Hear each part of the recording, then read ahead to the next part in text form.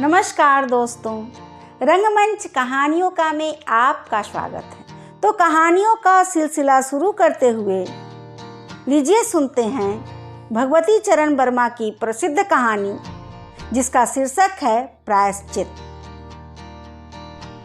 अगर कबरी बिल्ली घर भर में किसी से प्रेम करती थी तो रामू की बहू से, और अगर रामू की बहू घर भर में किसी से घृणा करती थी तो कबरी बिल्ली से। रामू की बहू 2 महीने हुए मायके से प्रथम बार ससुराल आई थी। पति की प्यारी और सास की दुलारी 14 वर्ष की बालिका। भंडार घर की चाबी उसकी करधनी में लटकने लगी। नौकरों पर उसका हुक्म चलने लगा और रामू की बहू घर में सब कुछ सासू जी ने मान ली और पूजा पाठ में मन लगाया। लेकिन ठहरी 14 वर्ष की बालिका कभी भंडार घर खुला है तो कभी भंडार घर में बैठे बैठे सो गई। कबरी बिल्ली को मौका मिला। घी दूध पर अब वह जुट गई। रामू की बहू की जान आफत में और कबरी बिल्ली के छक्के पंजे। रामू की बहू हांडी में घी रखते रखते ऊँघ गई और बचा हुआ घी कबरी के पेट में। रामू की बहू दूध ढककर मिश्रानी को जिन्स देने गई और दूध नदारद।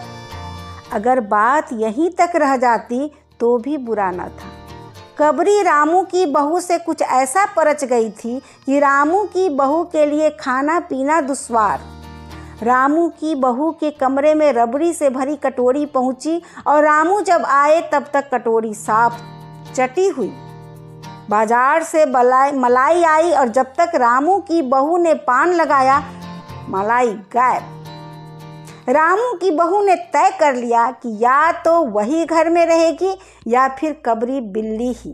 मोर्चाबंदी हो गई और दोनों सतर्क। बिल्ली फंसाने का कटघरा आया। उसमें दूध, मलाई, चूहे और भी बिल्ली को स्वादिष्ट लगने वाली विविध प्रकार के व्यंजन रखे गए, लेकिन बिल्ली ने उधर निगाह तक न डाली। इधर कबरी ने सरगर्मी दिखलाई। अभी तक तो वह रामू की बहू से डरती थी, पर अब वह साथ लग गई, लेकिन इतने फासले पर कि रामू की बहू उस पर हाथ न लगा सकी। कबरी के हौसले बढ़ जाने से रामू की बहू को घर में रहना मुश्किल हो गया। उसे मिलती थी सास की मीठी झिड़कियां और पतिदेव को मिलता था रूखा सूखा भोजन। एक दिन रामू की बहू ने रामू के लिए खीर बनाई। पिस्ता, बादाम, मखाने और तरह तरह के मेवे दूध में ओटे गए। सोने का वर्क चिपकाया गया और खीर से भरकर कटोरा कमरे के एक ऐसे ऊंचे ताक पर रखा गया जहां बिल्ली न पहुंच सकी। रामू की बहू इसके बाद पान लगाने में लग गई। उधर बिल्ली कमरे में आई। ताक के नीचे खड़े होकर उसने ऊपर कटोरे की ओर सूंघा। माल अच्छा है। ताक की ऊंचाई अंदाजी। उधर रामू की बहू पान लगा रही है। पान लगाकर रामू की बहू सास जी को पान देने चली गई और कबरी ने छलांग मारी। पंजा कटोरे में लगा और कटोरा झंझनाहट की आवाज के साथ फर्श पर। आवाज रामू की बहू के कान में पहुंची। सास के सामने पान फेंक कर वह दौड़ी। क्या देखती है कि फूल का कटोरा टुकड़े टुकड़े खीर फर्श पर और बिल्ली डट कर खीर उड़ा रही है। रामू की बहू को देखते ही कबरी चपत। रामू की बहू पर खून सवार हो गया। न रहे बांस न बजे बांसुरी। रामू की बहू ने कबरी की हत्या पर कमर कस ली। रात भर उसे नींद न आई।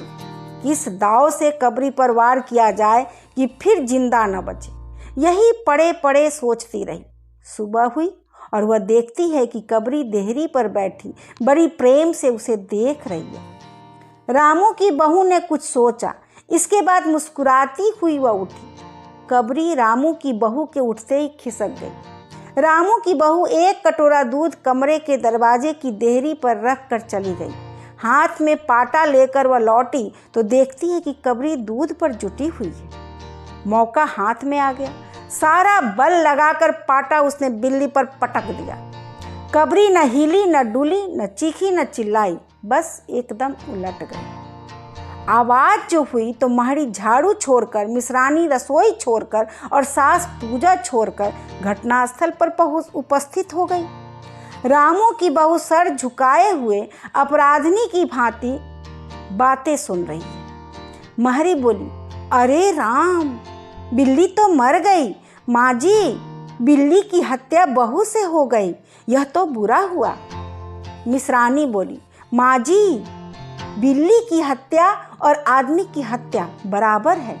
हम तो रसोई ना बनाएंगी जब तक बहू के सिर हत्या रहेगी। सास जी बोली, हाँ ठीक तो कहती हो। अब जब तक बहू के सिर से हत्या न उतर जाए तब तक न कोई पानी पी सकता है न खाना खा सकता है। बहू, यह क्या कर डाला? महरी ने कहा, फिर क्या हो, कहो तो पंडित जी को बुला लाए। सास की जान में जान आई। अरे हाँ, जल्दी दौड़ के पंडित जी को बुला लो। बिल्ली की हत्या की खबर बिजली की तरह पड़ोस में फैल गई। पड़ोस की औरतों को रामू के घर तांता बंध गया। चारों तरफ से प्रश्नों की बौछार और रामू की बहू सिर झुकाए बैठी। पंडित परम सुख को जब यह खबर मिली उस समय वह पूजा कर रहे थे। खबर पाते ही वे उठ पड़े। पंडिताइन से मुस्कुराते हुए बोले, भोजन न बनाना, लाला घासी राम की पतोह ने बिल्ली मार डाली, प्रायश्चित होगा, पकवानों पर हाथ लगेगा। पंडित परम सुख चौबे छोटे से मोटे से आदमी थे। लंबाई 4 फीट 10 इंच और तोंद का घेरा 58 इंच। चेहरा गोल मटोल, मूछ बड़ी बड़ी, रंग गोरा, चोटी कमर तक पहुंचती हुई।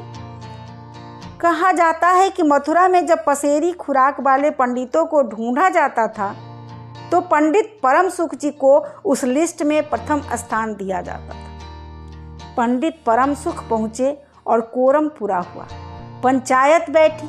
सास जी, मिसरानी, किस्नू की माँ, छन्नू की दादी और पंडित परम सुख। बाकी स्त्रियां बहू से सहानुभूति प्रकट कर रही थी। किस्नू की माँ ने कहा, पंडित जी, बिल्ली की हत्या करने से कौन नरक मिलता है? पंडित परम सुख ने पतरा देखते हुए कहा, बिल्ली की हत्या अकेले से तो नरक का नाम नहीं बतलाया जा सकता, वह मूर्हत भी मालूम हो। जब बिल्ली की हत्या हुई तब नरक का पता लग सकता है। यही कोई 7 बजे सुबह, मिसरानी जी ने कहा। पंडित परम सुख ने पतरे के पन्ने पलटे, अक्षरों पर उंगलियां चलाई, माथे पर हाथ लगाया और कुछ सोचा। चेहरे पर धुंधलापन आया, माथे पर बल पड़े, नाक कुछ सिकुड़ी और स्वर गंभीर हो गया। हरे कृष्णा, हरे कृष्णा। बड़ा बुरा हुआ।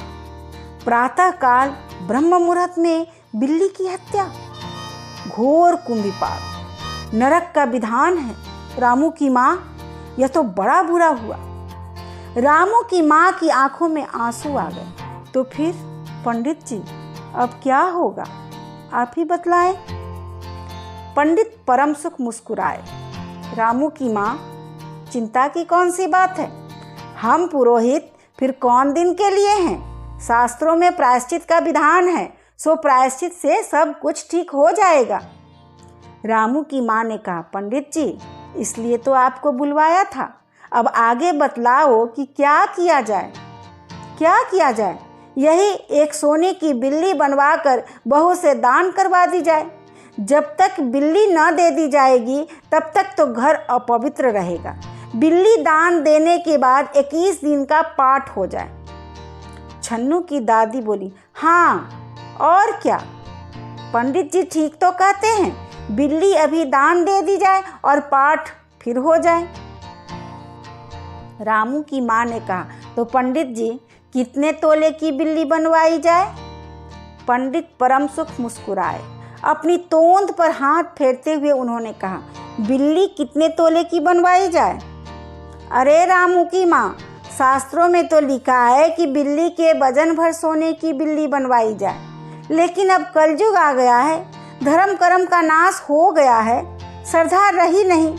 सो रामू की माँ, बिल्ली के तौल भर की बिल्ली तो क्या बनेगी, क्योंकि बिल्ली 20-21 सेर से कम की क्या होगी।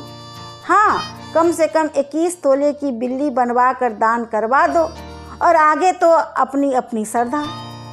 रामू की माँ ने आंखें फाड़ कर पंडित परम सुख को देखा। अरे बाप रे, 21 तोला सोना! पंडित जी, यह तो बहुत है। तोला भर की बिल्ली से काम ना निकलेगा।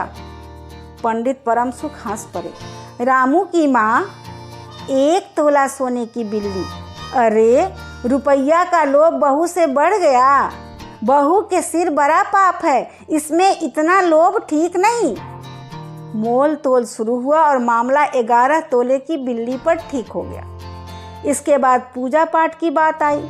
पंडित परमसुख ने कहा, इसमें क्या मुश्किल है, हम लोग किस दिन के लिए हैं रामू की माँ, मैं पाठ कर दिया करूँगा। पूजा की सामग्री आप हमारे घर भिजवा देना। पूजा का सामान कितना लगेगा? अरे कम से कम हम पूजा कर देंगे। दान के लिए करीब 10 मन गेहूँ, 1 मन चावल, 1 मन दाल, मन भर तिल, 5 मन जौ और 5 मन चना, 4 पसेरी घी और मन भर नमक भी लगेगा। बस इतने से काम चल जाएगा। अरे बाप रे, इतना सामान! पंडित जी, इसमें तो 100-150 रुपया खर्च हो जाएगा। रामू की माँ ने रुआंसी होकर कहा, फिर इससे कम में तो काम न चलेगा। बिल्ली की हत्या कितना बड़ा पाप है रामू की माँ। खर्च को देखते वक्त पहले बहू के पाप को तो देख लो। यह तो प्रायश्चित है, कोई हंसी खेल थोड़े ही है। और जैसी जिसकी मर्यादा, प्रायश्चित में उसे वैसा खर्च भी करना पड़ता है। आप लोग कोई ऐसे वैसे थोड़े ही हैं। अरे 100-150 रुपया आप लोगों के लिए हाथ का मैल है। पंडित परमसुख की बात से पंच प्रभावित हुए। किस्नू की माँ ने कहा, पंडित जी ठीक तो कहते हैं, बिल्ली की हत्या कोई ऐसा वैसा पाप तो है नहीं, बड़े पाप के लिए बड़ा खर्च भी चाहिए। छन्नू की दादी ने कहा, और नहीं तो क्या, दान पुण्य से ही पाप कटते हैं, दान पुण्य में किफायत ठीक नहीं। मिश्रानी ने कहा, और फिर माँ जी आप लोग बड़े आदमी ठहरे, इतना खर्च कौन आप लोगों को अखरेगा। रामू की माँ ने अपने चारों ओर देखा, सभी पंच पंडित जी के साथ। पंडित जी परमसुख मुस्कुरा रहे थे। उन्होंने कहा, रामू की माँ, एक तरफ तो बहू के लिए कुंभी पाक नरक है और दूसरी तरफ तुम्हारे जिम्मे थोड़ा सा खर्चा है, सो उससे मुंह ना मोड़ो। एक ठंडी सांस लेते हुए रामू की माँ ने कहा, अब तो जो नाच नचाओगे नाचना ही पड़ेगा। पंडित परमसुख जरा कुछ बिगड़ कर बोले, रामू की माँ, यह तो खुशी की बात है, अगर तुम्हें यह अखरता है तो ना करो, मैं चला। इतना कहकर पंडित जी ने पोथी पत्रा बटोरा। अरे पंडित जी, रामू की माँ को कुछ नहीं अखरता, बेचारी को कितना दुख है, बिगड़ो ना। मिश्रानी, छन्नू की दादी और किस्नू की माँ ने एक स्वर में कहा। रामू की माँ ने पंडित जी के पैर पकड़े और पंडित जी ने अब जमकर आसन जमाया। और क्या हो, 21 दिन के पाठ के 21 रुपये और 21 दिन तक दोनों बखत 5-5 ब्राह्मणों को भोजन करवाना पड़ेगा। कुछ रुक कर पंडित परमसुख ने कहा, सो इसकी चिंता ना करो, मैं अकेले दोनों समय भोजन कर लूँगा और मेरे अकेले भोजन करने से 5 ब्राह्मण के भोजन का फल मिल जाएगा। यह तो पंडित जी ठीक कहते हैं, पंडित जी की तोंद तो देखो। मिश्रानी ने मुस्कुराते हुए पंडित जी पर व्यंग किया। अच्छा, तो फिर प्रायश्चित का प्रबंध करवाओ। रामू की माँ 11 तोला सोना निकालो, मैं उसकी बिल्ली बनवा लाऊं। 2 घंटे में बनवा कर लौटूंगा, तब तक सब पूजा का प्रबंध कर रखो। और देखो, पूजा के लिए। पंडित जी की बात खत्म भी ना हुई थी कि महरी हाँफती हुई कमरे में घुस आई और सब लोग चौंक उठे। रामू की माँ ने घबरा कर कहा, अरे क्या हुआ री? महरी ने लड़खड़ाते स्वर में कहा, माँ जी, बिल्ली तो उठकर भाग गई। अभी आप सुन रहे थे भगवती चरण वर्मा की कहानी प्रायश्चित। आपको ये कहानी कैसी लगी? अपने विचार मेरे कमेंट बॉक्स में लिखें तथा मेरे चैनल को लाइक और सब्सक्राइब करें तथा बेल बटन को दबाना भी न भूलें। सपोर्ट के लिए धन्यवाद।